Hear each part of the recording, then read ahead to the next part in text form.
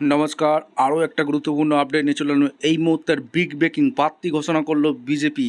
ভবানীপুর ও নন্দীগ্রামে বিজেপি প্রার্থী শুভেন্দু অধিকারী। আজকের এই প্রতিবেদনে আপডেট তুলে ধরবো, খুব গুরুত্বপূর্ণ ভিডিও হতে যাচ্ছে। চ্যানেলে ফার্স্ট টাইম থাকলে চ্যানেলটাকে সাবস্ক্রাইব করে বেল আইকনটা টিপে রাখতে হবে, লেটেস্ট গুরুত্বপূর্ণ আপডেট পাওয়া যায়। প্রথম দফায় 144 জন প্রার্থীর নাম ঘোষণা করলো বিজেপি।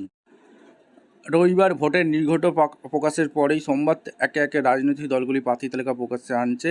বামেদের প্রার্থী তালিকা ঘোষণার পরেই সামনে এসেছে বিজেপির প্রার্থী তালিকা। প্রথম দফায় 144 প্রার্থীর নাম ঘোষণা করেছে বিজেপি।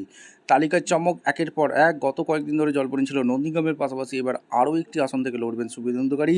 2021 নির্বাচনে মুখোমুখি লড়েছিলেন শুভেন্দু মমতা। এবারে এখনও তৃণমূলের প্রার্থী তালিকা ঘোষণা না করলেও মমতা ব্যানার্জি যে ভবানীপুর থেকে লড়বেন তা এক প্রকার নিশ্চিত।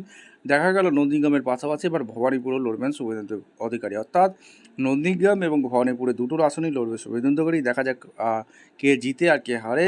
ভিডিওটা ইনফরমেটিভ মনে হলে আমাদের চ্যানেলে ফার্স্ট টাইম দেখবে চ্যানেলটাকে সাবস্ক্রাইব করে বেল আইকনটা টিপে রাখতে হবে, লেটেস্ট গুরুত্বপূর্ণ আপডেট পাওয়ার জন্য। দেখা হচ্ছে কোনো পরবর্তী ভিডিও। ধন্যবাদ।